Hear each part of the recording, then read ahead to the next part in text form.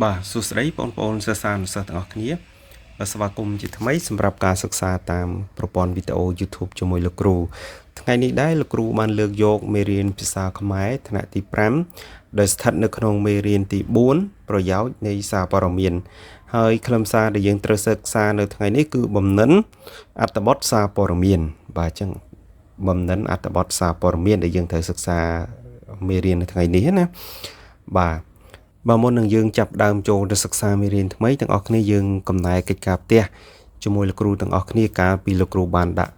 ឲ្យទាំងអស់គ្នាធ្វើនៅវីដេអូមុនណាអញ្ចឹងកំណែកិច្ចការផ្ទះនេះគឺយើងតែងនៅអត្ថបទមេសូតបទពាក្យ7ហើយនេះជាអត្ថបទដែលលោកគ្រូបានត្រៀមយកមកធ្វើការកំណែណាបាទអញ្ចឹងទាំងអស់គ្នាអាចមើលបានតោះឥឡូវយើងទៅពិនិត្យមើលទាំងអស់គ្នាបាទយើងជាកូនខ្មែរទាំងប្រុសស្រីត្រូវខំគ្មៀតក្មេងតន់ខ្លួនក្មេងត្រូវខំសិក្សាកុំបែកឆ្វេងគិតតែដើរលេងឥតប្រយោជន៍ងាកមកសិក្សាទើបបានល្អគេឈ្មោះបវរមិនអសោចលុយកាក់ម៉ែឪក៏មិនហោចគ្រួសារមិនខូចឈ្មោះព្រោះយើងបាទអញ្ចឹងត្រង់អត្ថបទមេសូតនេះយើង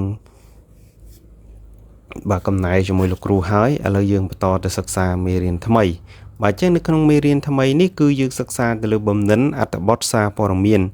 ហើយត្រង់សៀវភៅពុម្ពនៅត្រង់ទំព័រទី46និង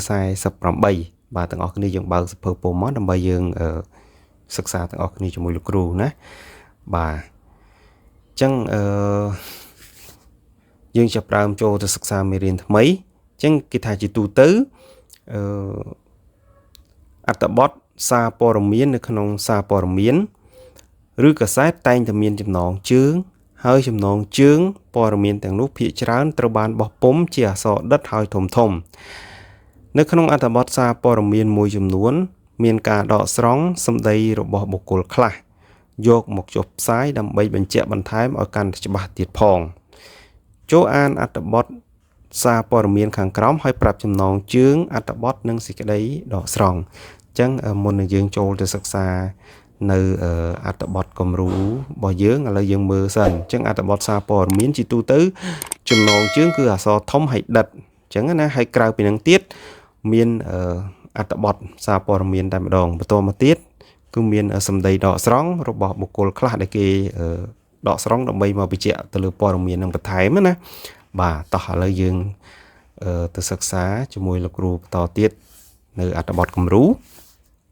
ចឹងចំណងជើងនៃអត្ថបទនេះគឺមន្ត្រីកម្មគនត្រូលត្រួតពិនិត្យទំនិញខូចគុណភាពក្នុងផ្សារកគីបាទឥឡូវតោះទៅអានជាមួយលោកគ្រូកណ្ដាលកាលពីថ្ងៃទី16ខែមិថុនាឆ្នាំ2020អគ្គការពារអ្នកប្រើប្រាស់កិច្ចការប្រកួតប្រជែងនិងបង្ក្រាបការក្លែងបន្លំដែលអក្សរកាត់យើងហៅថាកបបសាខាខេត្តកណ្ដាលបានចុះពិនិត្យទំនិញចំនួន19តូបក្នុងនោះតូបលក់ទំនិញភេសជ្ជៈចំនួន12តូបតូបលក់ចាភួយចំនួន5តូបនិងតូបលក់សរសៃគុយទាវចំនួន2តូបស្ថិតនៅក្នុងផ្សារកគីស្រុកគៀនស្វាយខេត្តកណ្ដាលលោកប្រធានសាខាបានដឹកនាំមន្ត្រីជំនាញបន្តចុះណែនាំនិងបង្កើនការពិនិត្យមើលទំនិញហួសសុពលភាពខូចគុណភាពនិងគ្មានច្បាប់អនុញ្ញាតដែលអាជីវករដាក់តាំងលក់នៅតាមតូបនៅផ្សារកគីលោកប្រធានសាខាមានប្រសាសន៍លើកឡើងថាដើម្បីធានាដល់សុខុមាលភាពរបស់ប្រជាពលរដ្ឋដែលជាអ្នកទទួលទានសមត្ថកិច្ចនៃសាខាកម្មគនត្រូលខេត្តជាញឹកញាប់បានបំពេញតួនាទីភារកិច្ចរបស់ខ្លួនដោយចុះពិនិត្យនិងផ្សព្វផ្សាយឲ្យប្រជាពលរដ្ឋបានយល់ពីផលប៉ះពាល់ចំពោះសុខភាពស្របទៅគោលនយោបាយរបស់រាជរដ្ឋាភិបាលគឺរស់នៅស្អាតនិងហូបស្អាតបាទឥឡូវយើងបន្តទៀតដូច្នេះអាជីវករលក់ទំនិញទាំងអស់ត្រូវចូលរួមសហការជាមួយមន្ត្រីជំនាញកម្មគនត្រូលនិងត្រូវស្វែងយល់ពីសារៈសំខាន់នៃទំនិញនីមួយៗក្នុងការរៀបចំទុកដាក់ទំនិញឲ្យបានត្រឹមត្រូវជៀសវាងយកទំនិញខូចគុណភាពមកលក់ឲ្យអ្នកប្រើប្រាស់ដែលនាំឲ្យប៉ះពាល់សុខភាពហើយនៅក្នុងអត្ថបទនេះគឺ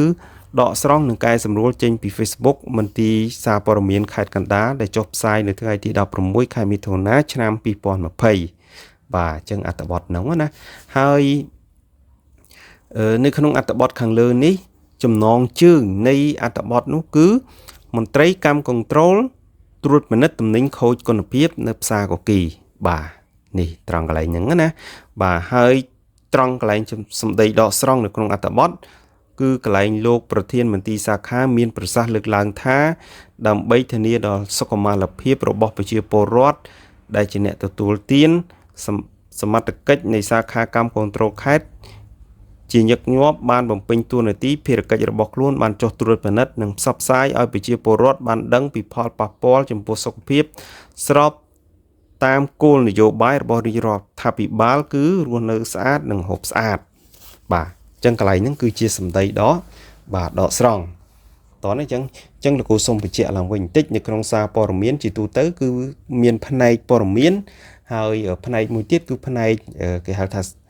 ផ្នែកសម្ដីដកស្រង់ដែលយើងគេហៅថាអាចថាអ្នកសារព័ត៌មានជាទូទៅគាត់ទៅសម្ភាសអ្នកនេះសម្ភាសអ្នកនោះដើម្បីធ្វើយ៉ាងម៉េចឲ្យសារព័ត៌មានគាត់នឹងកាន់តែមានភាពច្បាស់លាស់ជាងនឹងតោះនេះយើងតើគ្នាបាទអញ្ចឹងបន្តទៀតយើងទៅពិនិត្យមើលលំហាត់របស់យើងបាទលំហាត់របស់យើងនេះគឺគេឲ្យយើងអានអត្ថបទនឹងបាទរួចយើងពិនិត្យមើលត្រង់កន្លែងណាជាអត្ថបទព័ត៌មានជាកន្លែងណាសម្ដីដកស្រង់បាទអញ្ចឹងឥឡូវយើងមើលអត្ថបទរបស់យើងគេថាការចាក់វ៉ាក់សាំងការពារជំងឺ Covid-19 បាទភ្នំពេញអញ្ចឹងព័ត៌មាននេះគឺនៅភ្នំពេញពួកគេដាក់ភ្នំពេញចាប់ផ្ដើមពីថ្ងៃទី1ខែមេសាឆ្នាំ2021មកទល់នឹងពេលនេះប្រទេសកម្ពុជាចាក់វ៉ាក់សាំងការពារជំងឺ Covid-19 បានចំនួនច្រើនជាង 2.7 លាននាក់នៅព្រឹកថ្ងៃទី7ខែមិថុនាឆ្នាំ2021ក្នុងបេសកកម្មការងារនៅភាគពាយ័ព្យលោកជំទាវវិជ្ជបណ្ឌិតអាវ៉ាន់ឌិនបានលើកឡើងថាការចាក់វ៉ាក់សាំងការពារជំងឺ Covid-19 បានផ្ដល់ប្រយោជន៍ដល់បងប្អូនប្រជាពលរដ្ឋទាំងអស់ពោលគឺជួយកាត់បន្ថយហានិភ័យនៃការឆ្លងហើយបើទោះបីជាឆ្លងក៏មិនសូវឈឺធ្ងន់ធ្ងរដែរលោកជំទាវវិជ្ជបណ្ឌិតបានអំពាវនាវដល់បងប្អូនប្រជាពលរដ្ឋទាំងអស់ជាពិសេសបងប្អូនកម្មករកម្មការិនីដែលរស់នៅជុំគ្នាសូមកុំមានការធ្វេសប្រហែសឲ្យសោះក្នុងកិច្ចការពារមេរោគ COVID-19 នេះទោះបីជាបងប្អូនបានចាក់វ៉ាក់សាំងរួចហើយក៏ដោយក៏ត្រូវប្រកាន់ខ្ជាប់នៅវិធានការ3ការពារ3កុំតាមអនុសាសន៍របស់សម្ដេចអគ្គមហាសេនាបតីតេជោហ៊ុនសែននាយករដ្ឋមន្ត្រីនៃប្រជាជាតិកម្ពុជាបាទអញ្ចឹងត្រង់កន្លែងនេះទាំងអស់គ្នាពិនិត្យមើលថាកន្លែងណាពីដល់កន្លែងណាជាអត្ថបទព័ត៌មានហើយចាប់ពីកន្លែងណាដល់កន្លែងណាជាសម្ដីដកស្រង់បាទតោះលើកំណែមួយលោកគ្រូអញ្ចឹងចាប់ពីភ្នំពេញផ្ដើមពីថ្ងៃទី1រហូតដល់កន្លែងក៏មិនសូវឈឺធ្ងន់ធ្ងរអាហ្នឹងគឺកន្លែងអត្ថបទព័ត៌មានចំណែកឲ្យចាប់ពីសម្ដីដកស្រង់កន្លែងលោកជំទាវវិជ្ជបណ្ឌិតរហូតដល់កន្លែងប្រជាជាតិកម្ពុជាយើងហៅថាសម្ដីដកស្រង់ចឹងតើទាំងអស់គ្នាកន្លែងហ្នឹងបាទចឹងបើតន់ហើយមេរៀនយើងមានប៉ុណ្្នឹងឯងលោកគ្រូសូមបញ្ចប់ត្រឹមប៉ុណ្នេះហើយរាល់ចម្ងល់ផ្សេងបងអាចខមមិននៅក្នុង